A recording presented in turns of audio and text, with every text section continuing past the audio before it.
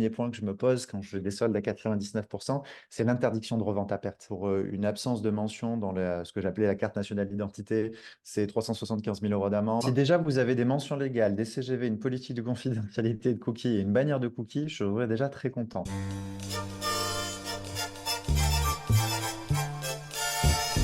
On continue notre série sur le e-commerce, la vente en ligne, le dropshipping et aujourd'hui nous avons le plaisir d'accueillir Maître Romain Mirabile, avocat spécialisé dans le droit du numérique, contrat numérique, données personnelles et de la distribution, contrats commerciaux, distribution, consommation, etc. Avec lequel on va pouvoir revenir sur vos obligations juridiques à bien respecter quand vous faites du e-commerce. Et avec un petit bonus à la fin de la vidéo puisque Romain a développé un outil d'audit juridique automatisé pour les sites e-commerce en B2C qui permettent d'analyser le respect des obligations juridiques à partir d'un simple URL. Bonjour Romain. Bonjour Maxime, un plaisir d'être là pour échanger cette thématique d'actualité qui pose beaucoup de questions, je le sais. Merci à toi. Du coup, je te laisse te présenter un petit peu plus sur ton expertise e-commerce. Bien sûr. Bah, écoute, Maxime, moi, ça va être, tu m'as déjà bien décrit, mes deux thématiques, c'est la distribution et le numérique. Et effectivement, qu'est-ce qui rejoint les deux? Bah, c'est le e-commerce, parce qu'en fait, finalement, c'est une manière de distribuer par une plateforme numérique. Moi, le e-commerce, j'en fais déjà depuis plusieurs années. Je fais du B2C, du B2B.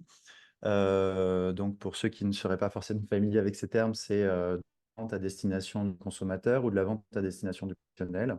Aujourd'hui, on va plutôt se focus sur la partie consommateur parce que pour ceux qui ne le savent pas, le consommateur, c'est une personne vulnérable en droit français. Et donc, il y a beaucoup de protections qui sont attachées dans le cadre de la vente auprès des consommateurs pour le protéger.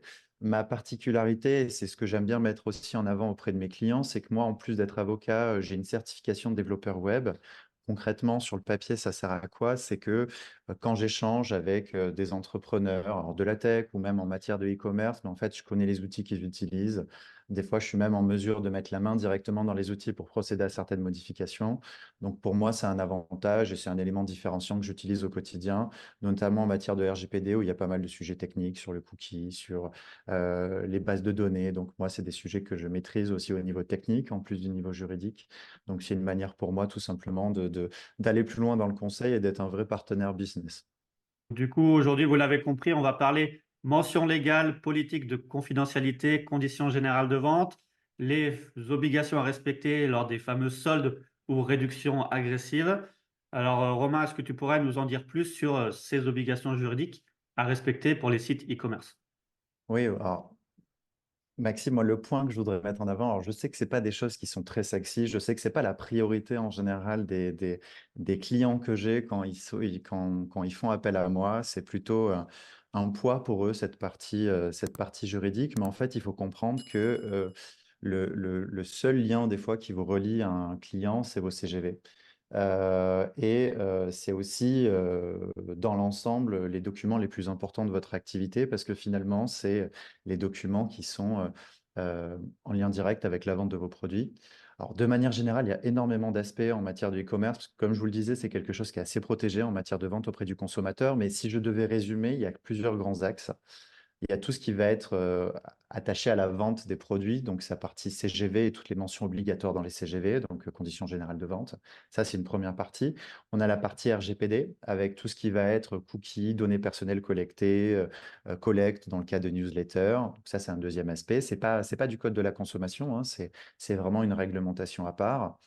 Ensuite, toujours dans la partie consommation, il y a tout ce qui va être, on n'est plus dans les documents présents sur le site, mais sur la manière de présenter le site. On va avoir tout ce qui va être annonce de réduction de prix.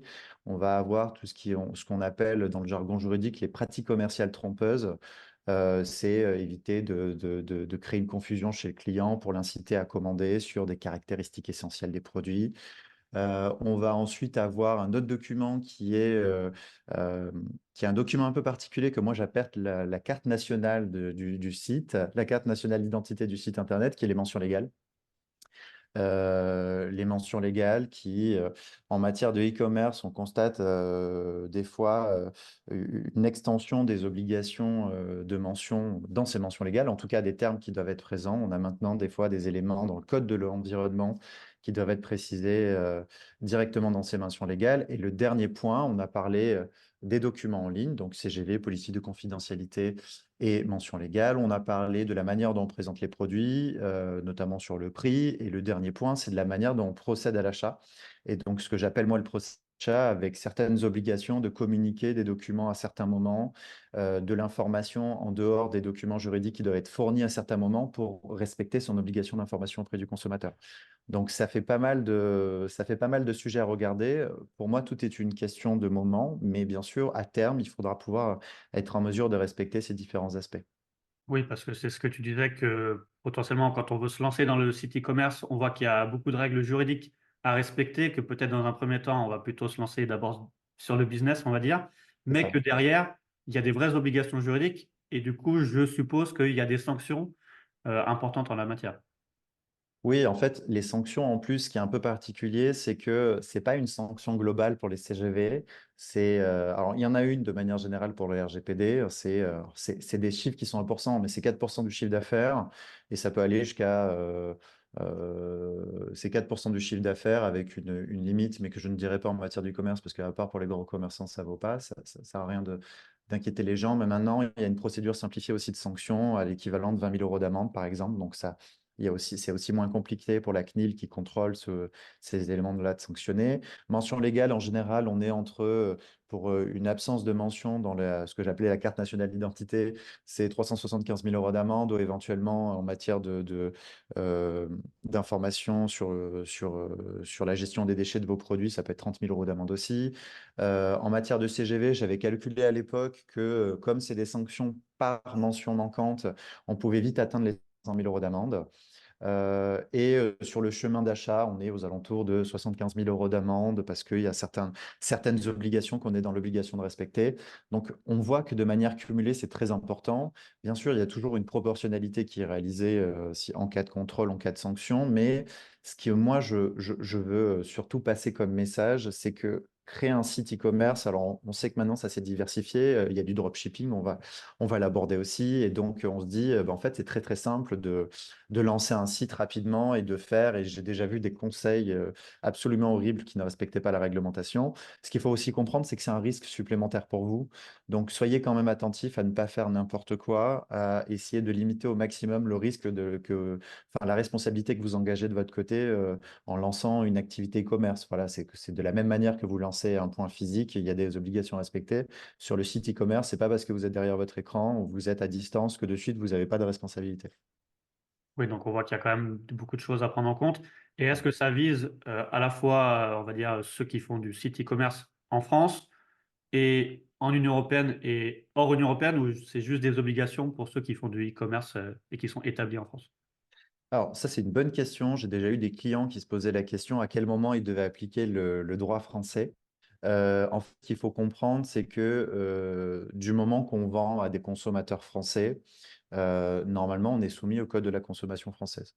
De la même manière, le RGPD en matière de données personnelles est assez large. Du moment qu'on a des consommateurs, enfin, qu'on a des utilisateurs, personnes physiques dans l'Union européenne, en fait, on doit respecter le RGPD.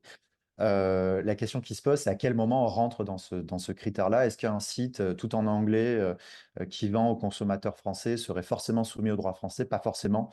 En fait, on constate que l'administration a une analyse un peu casuistique au cas par cas et qu'elle va vérifier concrètement les lieux de livraison, la langue du site Internet. Voilà. En fait, l'idée, c'est de vérifier si le site Internet est vraiment à destination du public français. Si on constate que le site a été créé avec un .fr, qu'il est en langue française et qui va en France, mais que la société est immatriculée à Dubaï, peu importe. Application du droit français. On n'a pas l'obligation d'être une société française pour être soumis au droit français quand on va en France. C'est vraiment plutôt quelle est la destination des produits et quel est le client final en fait qui va permettre de définir l'application du droit français Donc il faut faire attention à ces points-là aussi, même si on est établi en dehors de à la l'étranger. France. Ouais. Et Donc c'est pour ça qu'il faut faire attention en fait, pour ça que je déconseille des fois de se lancer dans tous les pays. Il faut faire étape par étape et à chaque fois qu'on passe une étape, en fait, il faut s'assurer que je vendais par exemple en Italie, je veux vendre en France, mais qu'en fait, je peux pas me contenter de reproduire ce que je faisais en Italie. Il faut que quand même que je vérifie que je vende au droit français. Donc c'est bien d'y aller par étapes et de s'assurer aussi qu'à chaque étape, on respecte la réglementation locale. Et parmi, on va dire, les pièges les plus importants ou sur les recommandations, par exemple sur les personnes qui vont faire des soldes ultra agressifs avec des horloges, avec des réductions à 99 est-ce qu'il y a des choses importantes à connaître? Oui, alors ça, c'est un très bon exemple, notamment l'horloge qui a déjà été sanctionnée. Ce qu'il faut comprendre, c'est que, je vous en ai parlé tout à l'heure, c'était tout ce qui est pratique commerciale trompeuse, et en fait, ça en fait partie. Ce qui avait été sanctionné à titre d'exemple, je pense que les exemples sont parlants, c'était une horloge qui en fait n'en était pas une et qui rebootait en boucle et en boucle pour inciter le consommateur à penser qu'il y avait une vraie, une, Une vraie comment date dire, limite? oui, une vraie date limite et qu'en fait, ils étaient incités à commander rapidement pour éviter de manquer l'offre promo. En fait, ce qui s'est passé, c'est que l'administration est venue regarder, elle a dit, mais en fait, là, c'est une manœuvre qui vise à créer une confusion chez le consommateur et donc c'est une pratique commerciale trompeuse. Les pratiques commerciales trompeuses, c'est assez important parce qu'en plus, c'est du pénal. Parce qu'il faut savoir qu'il y a certaines dispositions du Code de la consommation qui sont des amendes pénales et ça va jusqu'à 1,5 million en fait, d'amendes pour les personnes morales. Sachant qu'en plus, c'est 300 000 euros d'amende pour les personnes physiques et je crois que c'est 3 ans d'emprisonnement.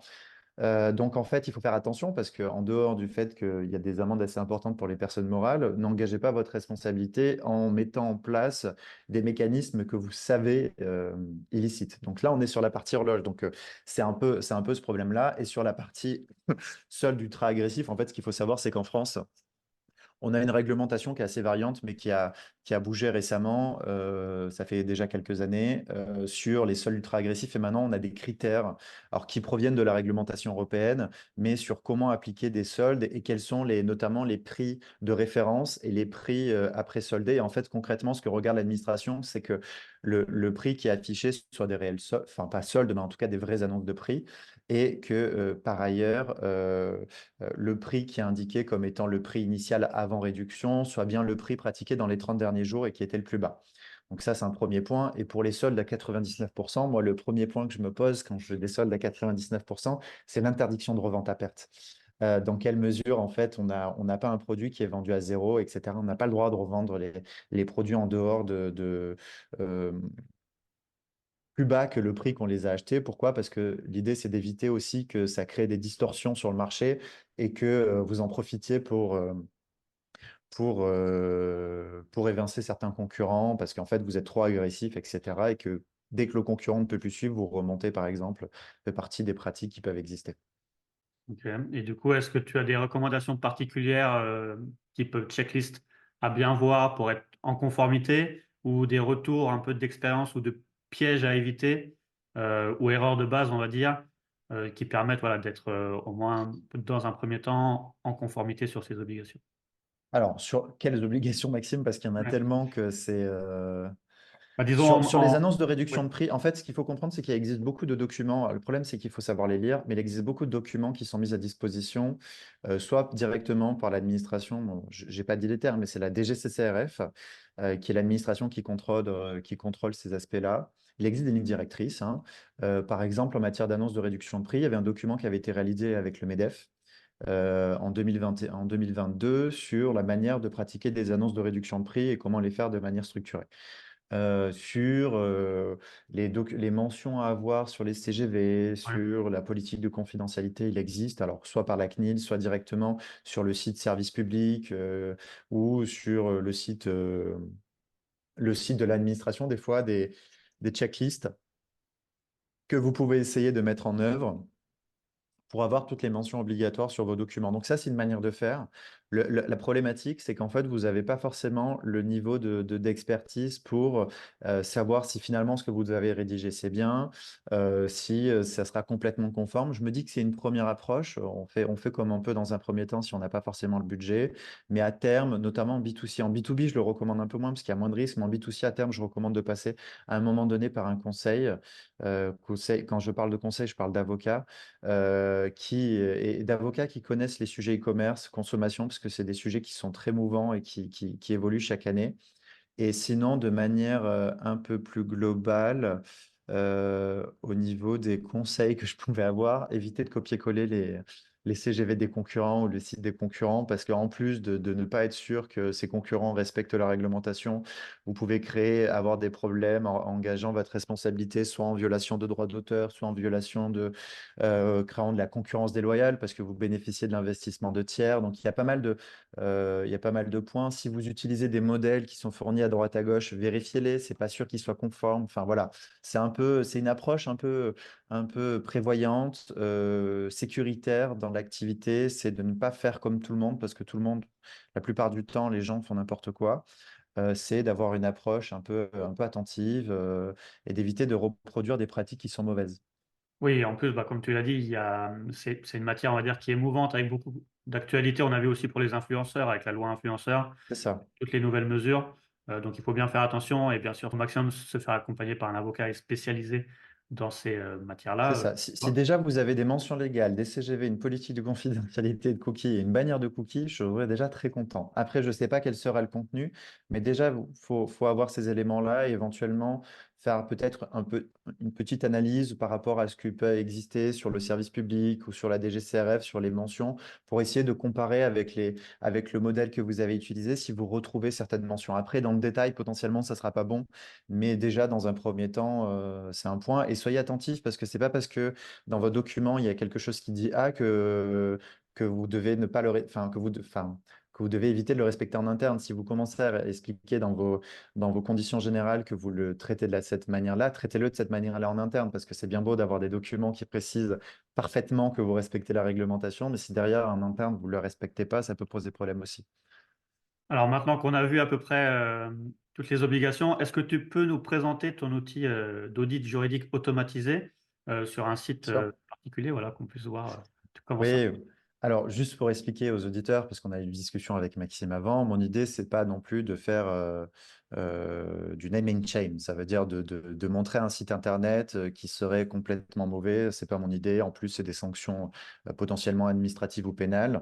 Donc moi, j'ai choisi un site qui était complètement fonctionnel et de vous montrer concrètement à quoi ressemble un rapport d'audit. Alors, quand on parle de rapport d'audit automatisé, quelle est, moi, été mon approche? Elle est assez simple, c'était de me dire, de temps en temps, des prospects ou des clients qui ne sont pas certains qui ont une utilité, qui a une utilité en fait, qu'il y ait une utilité, pardon, pour eux d'avoir recours au service d'un avocat dans le cadre de leur activité. Parce que on associe des fois ces prestations-là à des coûts et on ne se rend pas trop compte parce que c'est pas quelque chose qui va ramener plus de business. En général, on évite plutôt le risque. On évite le risque et les sanctions et on se dit toujours, moi, ça va jamais m'arriver. Alors, je vous donnerai une anecdote quand même pour vous dire que ça arrive, mais moi, ça va jamais m'arriver. Donc, moi, je me suis dit, bah, ça serait bien d'avoir un outil que moi, j'ai codé à la main parce que je vous disais que j'ai une Mm. certification de développeur web pour faire un premier niveau d'audit et de dire aux clients, aux prospects avec qui je discute, voilà, à date, moi j'ai identifié tel niveau de risque, tel pourcentage de conformité et de mention présente.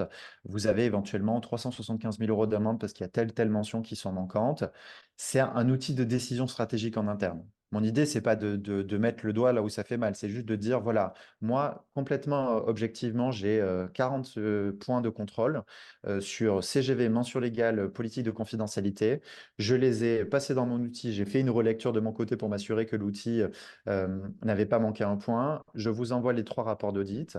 Vous en tenez compte ou pas? Et ensuite, si vous voulez en tenir compte, éventuellement, le coût de l'audit, je le déduis d'une prestation d'avocat. Sachant que moi, mon idée, c'était d'avoir aussi une approche de me dire, il faut que ça soit 10% de ma prestation finale, pour que ça soit aussi quelque chose qui soit libre d'accès, parce que souvent, en fait, on se rend compte que les gens n'arrivent pas à se rendre compte du problème et que la prestation d'avocat, des fois, est pas déjà trop avancée pour eux. Donc là, je vais vous partager mon écran pour vous montrer un rapport d'audit que j'ai pu effectuer sur le site Boulanger. Alors, j'ai fait simple, hein, j'ai pris les mentions légales euh, de Boulanger, j'ai regardé par rapport à- aux mentions obligatoires, est-ce qu'il y avait tout qui était présent. Donc concrètement, moi, mon outil me remplit automatiquement en fait ces présentations-là. Donc il y a un petit rappel de l'objectif.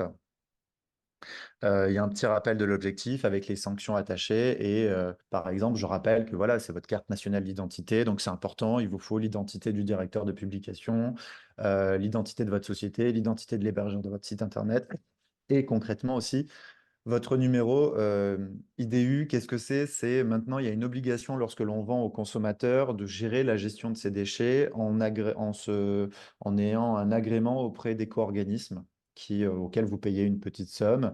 Et en fait, ils se chargent de collecter les déchets pour vous. Ça, c'est une obligation. Et depuis 2022, il y a l'obligation de reproduire ce numéro directement dans les mentions légales. Et on constate que, à part les grosses sociétés, personne ne le reproduit. Donc ça, c'est un premier niveau. Ensuite, là, on a le score de conformité. Donc là, pas de surprise, le le niveau de conformité est là. Et concrètement, ensuite, on a un rapport détaillé pour chaque obligation avec les sanctions attachées. Et en fait, on a la liste de chaque mention obligatoire. Donc en fait, l'outil va vérifier dans le texte qui est récupéré automatiquement sur le site Internet, puisque moi, le seul élément que je rentre, c'est une adresse URL. Et ensuite, il me fait les recommandations. Et c'est juste Donc, avec une seule adresse, on peut déjà avoir. en fait, concrètement, à date, il me faut l'adresse de chaque page concernée, donc mention légale, CGV, politique de confidentialité. Je les récupère, je les passe dans mon outil, ça me sort une première version. Je fais une relecture et j'adresse ça concrètement aux personnes avec qui je travaille pour qu'ils puissent ensuite avoir une vision de leur risque à date. Et ensuite, on décide ensemble de la faisabilité, des étapes à mettre en œuvre pour essayer de se mettre en conformité à court ou long terme. Voilà, parce qu'après, toi, tu peux accompagner justement sur toutes ces questions-là, les rédactions des CGV, des mentions légales, etc., pour être en C'est conformité ça. et pour suivre aussi l'actualité. Alors là, c'est pas l'actualité fiscale, mais c'est l'actualité juridique sur justement ces nouvelles obligations et quoi mettre en place pour les respecter. C'est ça, l'idée ensuite, on essaie toujours d'être proactif avec nos clients. C'est quand on sait qu'il y a de la réglementation qui bouge et qu'on a des clients qui sont dans le secteur, de leur dire, pour votre information, voici ce qui peut arriver. Je vais vous donner un exemple. Je travaillais avec une société qui faisait des logiciels, qui avait de l'abonnement. Et en fait, à un moment donné, il y a eu une nouvelle réglementation qui prévoyait que les abonnements qui se prenaient devaient être enfin, la manière de prendre les abonnements simple que la manière de se désabonner. Donc, j'ai informé mon client qu'il fallait qu'il revérifie ses process en interne de désabonnement, que ça soit pas trop complexe, qu'il n'y ait pas un abonnement directement en ligne, puis un désabonnement par lettre recommandée, ça serait plus accepté. Je voulais donner, Maxime, un dernier point pour un petit peu sensibiliser. Là, on a tout expliqué. Quel est le niveau de risque en fait des acteurs e-commerce et des acteurs de dropshipping, hein, parce que le dropshipping, c'est pareil, hein, on est dans dans le cadre. Hein. Euh, en fait, ça peut arriver de plusieurs niveaux, le contrôle de l'administration. Le contrôle de l'administration, par exemple, je l'ai eu la dernière fois sur une société qui vendait en point physique et qui a été contrôlée sur son point physique et il s'avérait qu'elle avait aussi un site internet. Et au cours de ce contrôle du point physique, ils sont allés regarder le site internet, se sont rendus compte que ça allait pas. Sauf que ce qu'il faut savoir, c'était une société qui faisait plusieurs millions. Le site internet faisait 10 000 euros de chiffre d'affaires et en fait, ils se sont quand même fait contrôler le site internet. Et sauf que là, ils se sont pris une injonction de mettre en conformité avec plusieurs centaines de milliers d'euros d'amende. Alors, ils l'ont pas eu initialement, hein, parce que je pense pas, j'avais pas vu le document parce qu'on n'était pas allé jusqu'à ce stade-là avec le client, mais ils m'avaient dit qu'ils avaient reçu une injonction et souvent, en fait, ils sont quand même un peu pédagogues en leur disant, bah, vous avez un mois ou 2 mois pour vous mettre en conformité. Mais ça, c'est un premier point. Le deuxième point, ça peut être un client qui va se plaindre auprès de Signal Conso, etc. Parce qu'en fait, il se rend compte que vous ne respectez pas votre droit de rétractation, son droit de rétractation, vous ne respectez pas les garanties légales. Donc, en fait, il va se plaindre à l'administration sur un site qui s'appelle Signal Conso. Signal Conso, c'est un site qui est mis en place par l'administration. L'administration va en prendre connaissance. Si elle constate qu'il y en a plusieurs, elle va venir vous voir. Éventuellement, on va faire un contrôle du site et se rendre compte que vous n'êtes pas conforme. Dernière situation, vous vendez, vous ne respectez pas le RGPD, etc. Concurrent qui n'est pas satisfait parce qu'en fait, vous ne respectez pas la réglementation, plainte, et à ce moment-là, sous les projecteurs, vous repassez par un contrôle auprès de l'administration. Donc, c'est souvent les trois thématiques qui arrivent, ou alors, pas de chance, un contrôle inopiné. Mais c'est les trois, quatre thématiques qui arrivent. En fait, c'est pas autant le dernier inopiné, il est un peu plus rare. Les autres, ça peut arriver très vite si vous faites n'importe quoi. Oui, on voit qu'il y a plusieurs possibilités d'attaque sur ces règles. C'est ça. Donc en fait, on passe pas tant à travers les gouttes que ça. Au bout d'un moment, si vraiment on respecte pas la réglementation, sachant que les consommateurs sont de plus en plus informés, on risque d'avoir notamment aussi des plaintes de consommateurs qui pourraient poser problème. Enfin, encore un grand merci à toi, Romain, pour ces explications Merci claires Maxime. en matière d'obligations juridiques pour le e-commerce. Si vous avez des questions particulières, vous pouvez les poser en commentaire ou contacter directement Romain. On va mettre son mail et le lien vers son cabinet d'avocat en description pour qu'il vous aide et vous accompagne pour vous mettre en conformité avec vos obligations. Merci encore, Romain. Merci beaucoup Maxime. Bonne journée.